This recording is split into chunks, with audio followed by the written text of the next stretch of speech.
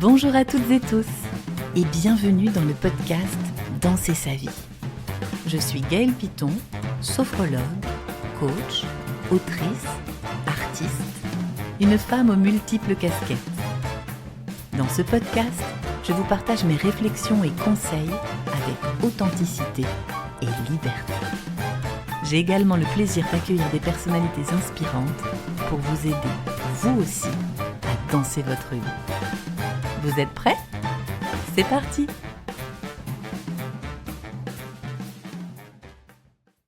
Bonjour à toutes et tous les danseurs de la vie et bienvenue dans le 42e épisode du podcast. Alors aujourd'hui, le 13 août, c'est un jour particulier puisque c'est mon anniversaire. Et donc je me suis dit que j'avais envie de vous faire un épisode assez léger, et de partager avec vous, mon film préféré. Depuis ma plus tendre adolescence, je voue une passion inconditionnelle pour Dirty Dancing. Alors j'espère qu'il y a des amateurs de Dirty Dancing dans les auditeurs. Et si vraiment vous n'aimez pas du tout ce film, que vous le trouvez mièvre, absolument guimauve, je pense qu'il est temps d'arrêter l'écoute de cet épisode. En effet, depuis que je suis adolescente, je l'ai vu je ne sais pas combien de fois, ça se compte en dizaines de fois. Et on pourrait croire que cette passion, elle est due au fait que c'est un film sur la danse, en tout cas qu'il y a de la danse dans ce film, mais en fait, c'est pas du tout ça. C'est bien plus profond que ça. Puisque ce film, il m'accompagne depuis bien longtemps. Et récemment, il y a eu un documentaire qui est sorti sur Arte. Oui, c'est ça, sur Arte. Et un livre également, un très bon livre d'Andrea Warner qui s'appelle « On ne laisse pas bébé dans un coin ». Et le film sur Arte, l'orientation du film est sur le fait que Dirty Dancing est un film féministe. D'ailleurs, le livre parle aussi de ça. Et en visionnant ce documentaire, en lisant cet ouvrage récemment et en revisionnant bien sûr Dirty Dancing, je me suis aperçue qu'il y avait des tas de choses qui étaient déjà là dans ce film, très très importantes en termes d'enseignement sur mon parcours. Alors j'avais envie aujourd'hui de vous transmettre ça, un épisode festif autour de Dirty Dancing, parce que je pense qu'il y a plein de choses qui sont vraiment très raccord avec danser sa vie. Alors déjà, Bébé, l'héroïne, c'est une femme qui ne cherche pas à devenir quelqu'un d'autre. En fait, on assiste pendant tout le film à son émancipation, au fait qu'elle devient elle-même.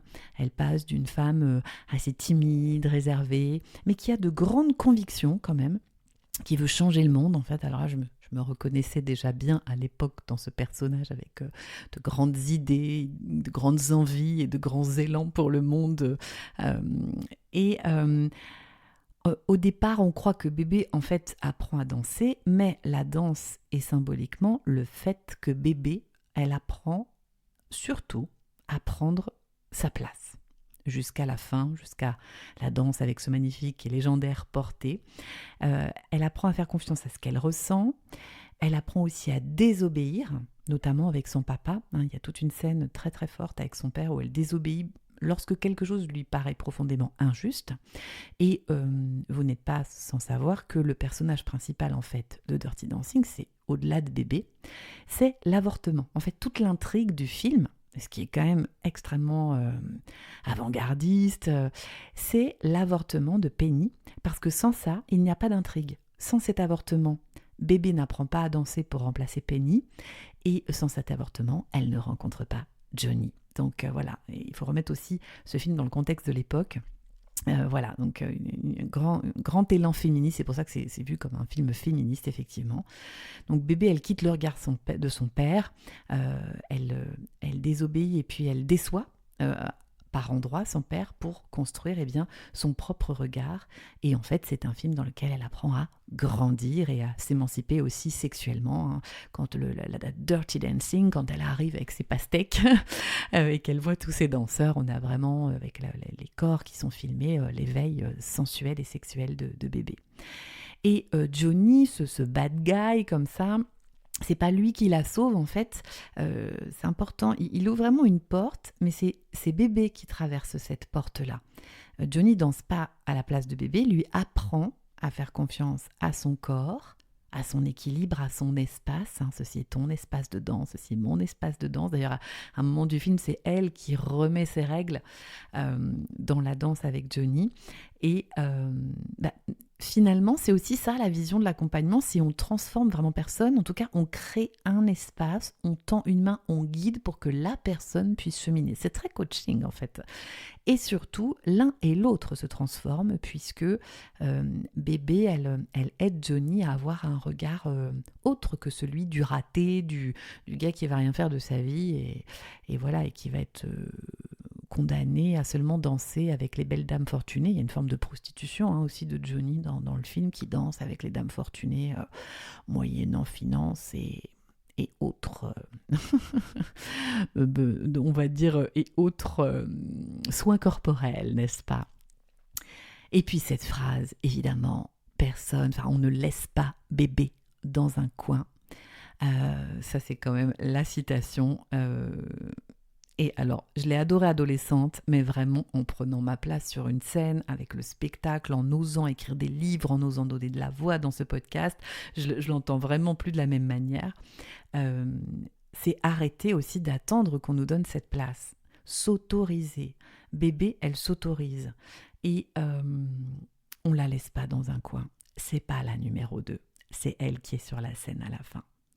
Et voilà, ça m'a fait penser à toutes les fois, et parfois je me le répète aussi comme un petit mantra, où je suis restée dans un coin, ou peut-être dans l'ombre de quelqu'un, par peur, par manque de légitimité, par culpabilité, par désir d'être aimé, par peur de déranger, et voilà. Et ça, c'est très, très danser sa vie.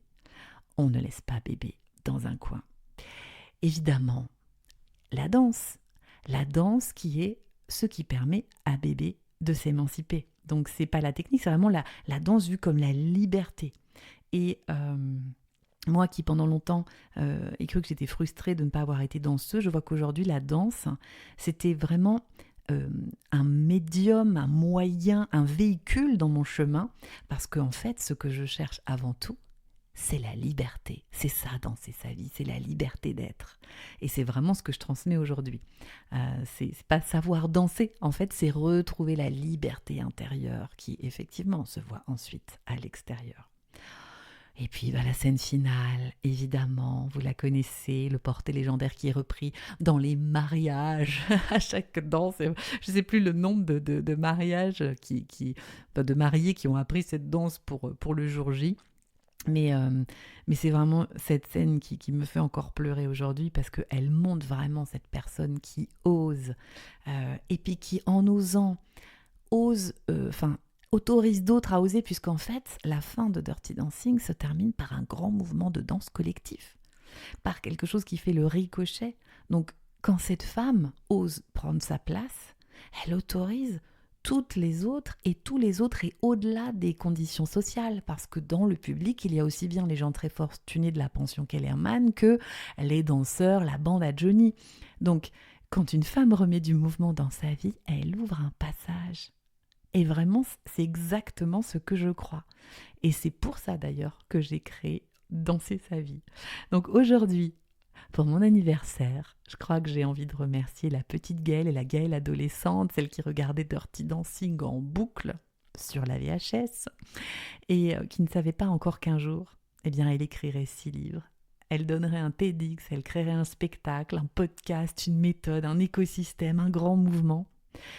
Et cette adolescente-là, elle savait seulement une chose, c'est quand elle regardait bébé danser, quelque chose en elle se mettait déjà en mouvement et finalement, je crois que tout est parti de là. Alors, merci à bébé, merci à Johnny, merci à cette adolescente qui rêvait et surtout, merci à vous parce que vous êtes de plus en plus nombreux à rejoindre ce mouvement. Les auditeurs, vous êtes de plus en plus nombreux à écouter le podcast qui commence vraiment à prendre toute sa place lui aussi dans l'univers des podcasts. Et c'est sans doute le plus beau cadeau d'anniversaire que je pouvais recevoir. Alors, continuez s'il vous plaît à danser votre vie et regardez encore et encore Dirty Dancing. À très bientôt. Cet épisode vous a plu ? N'hésitez pas à partager autour de vous, à mettre des commentaires, des pouces, des étoiles. Cela aide énormément mon travail. Et si vous voulez en savoir plus sur toutes mes casquettes, rendez-vous sur mon site internet www.gaelpiton.com ou sur les réseaux sociaux Facebook, Instagram, LinkedIn. J'ai hâte de continuer ces partages avec vous. À très bientôt.